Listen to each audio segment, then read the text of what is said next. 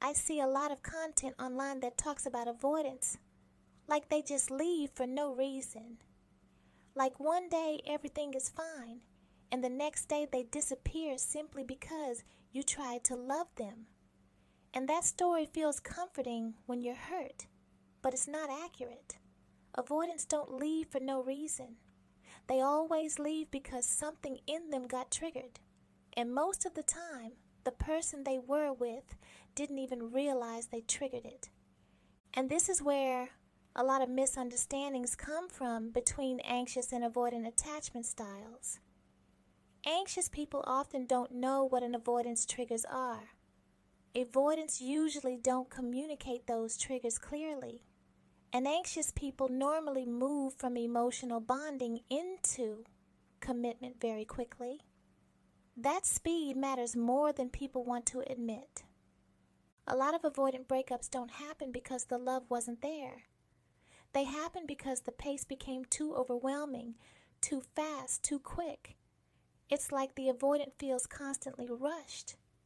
The expectations became heavier than what the avoidant nervous system could tolerate at that moment. And often, that happens inside situationships. A lot of people get into situationships expecting more quick, and that's not how it works with avoidance. Let's talk about that part honestly. If you accepted a situationship, but internally you wanted a relationship, what usually happens is this. You start trying to convert the situationship into commitment through emotional pressure. I get it. You want to lock the person you want in fast because you want love. You don't want them slipping away. Maybe you've been deprived of real love for so long. So, you ask where things are going. You hint. You hope. You invest more. You attach faster. And from the anxious side, that makes sense, because bonding creates a desire for safety and clarity. But from the avoidant side, that shift feels like a threat. It feels as if you're trying to trap them fast without knowing who they actually are. Not because you're wrong for wanting more, but because you're asking for something they are not yet regulated enough to give. Avoidants don't rush into commitment. They can't. They can take a long time to commit to the person they want. Until then, they will test, watch you and go with the flow. Their nervous system doesn't experience closeness as soothing. It experiences it as pressure once it crosses a certain threshold. And when that threshold is crossed too quickly, their system moves into protection mode. That's when distancing happens. That's when withdrawal happens. That's when they leave. So no, they didn't leave for no reason. They left because something inside them went into survival. Another hard truth people don't like hearing is this. A lot of people try to secure commitment before they actually know their partner. You don't just date to see if there's chemistry. You date to learn how someone communicates, how they handle conflict, how they regulate under stress, and whether they even have the capacity for emotional partnership. You can't just rush into full commitment with people. You need to learn who this person is internally before fully attaching yourself. You also need to understand their background, not to judge them, but to understand what you're stepping into. Think in terms of family dynamics, emotional patterns, unresolved trauma, mental health challenges, attachment style. All of that shapes how someone shows up in partnership. Love doesn't exist in a vacuum. People bring their history with them. When you rush into commitment without learning these things, you're not choosing a partner. You're choosing a fantasy. And later, you're shocked when the reality doesn't match what you imagined. Before you fully attach, you need to know, does this person actually have the capacity for emotional partnership? Can they handle getting close? Can they work through discomfort? Can they co-regulate? Or do they only know how to avoid when times get tough? And many people skip that part entirely. They feel connection.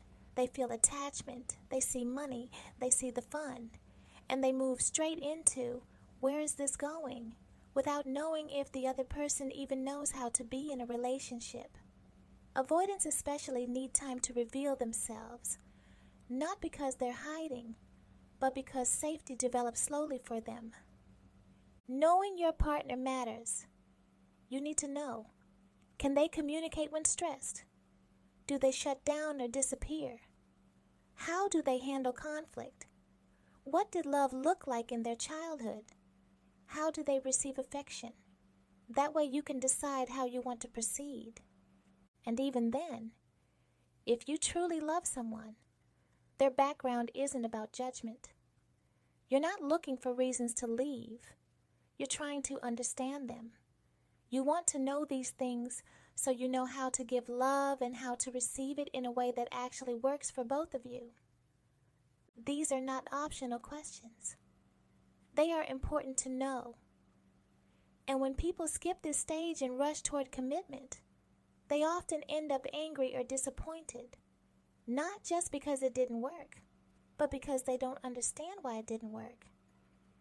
A lot of the anger toward avoidance online comes from confusion, unmet expectations, and from hoping someone would show up in a way they never promised they could. And instead of sitting with that truth, it's easier to label the avoidant as a narcissist, to say they just took what they wanted and left, to say they never cared. But that's not what's happening in most cases. Avoidants don't leave because they're heartless. They leave because they're triggered. And most of those triggers are invisible to the person they're dating. They can leave you for loving you too much and scared you will hurt them. The number one trigger an avoidant could leave is when their partner wants more than they can give and pushing for it before they're ready. When an avoidant feels like they are being asked to become something they don't feel safe being yet, their systems see it as danger. Their fear response activates, and fear is what drives avoidant behaviors. Avoidants operate out of fear, not entitlement, not manipulation.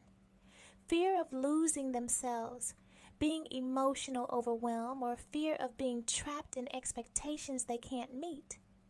They fear they won't be able to meet the needs of anxious partners who need so much love than they can give. For example, an anxious partner might equate sex with love and want it every day. To the anxious person, sex can feel like love when it isn't.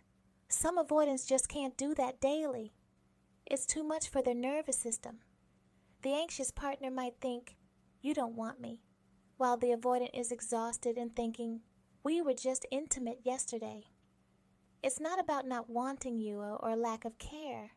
It's about capacity. Don't get me wrong, some avoidants can meet that frequency, but even then there will be moments when they need space to recharge, and if you need more, you may be hurt, because that can be a need they can't always meet because of their low capacity. That's when you may hear that famous avoidant phrase when they say, "I can't give you what you need." That doesn't mean you're wrong for wanting more, or even commitment, but it does mean that timing, pacing, and awareness matter more than people want to admit. This is why learning your partner is so important. Not projecting who you hope they'll become. Not assuming love will fix what self-awareness hasn't. But actually understanding who they are before you try to build something serious with them. A lot of relationships don't fail because there was no love. They fail because there was no understanding. And when that understanding is missing, pain turns into blame. Blame turns into villain stories. And nuance disappears. And people who are just trying to understand their unhealed partners will also be hurt, damaged, and more confused. Avoidants don't just wake up and decide to leave people who matter to them. I speak from my own experience as an avoidant. They leave when their nervous system tells them they're not safe anymore, often without having the language to explain it. Most don't even know why they behave the way that they do, which is why they get space to make sense of the issue and still get it wrong. And that's because many avoidants don't know they need healing. They don't know themselves. If you slow down, observe, learn, and truly understand who you're dating, you reduce a lot of this heartbreak. Not by abandoning your needs, but by aligning your expectations with reality. Stop rushing commitment. Stop skipping the learning phase. Stop rewriting the story as if someone left for no reason. There was always a reason. You just weren't aware of it yet.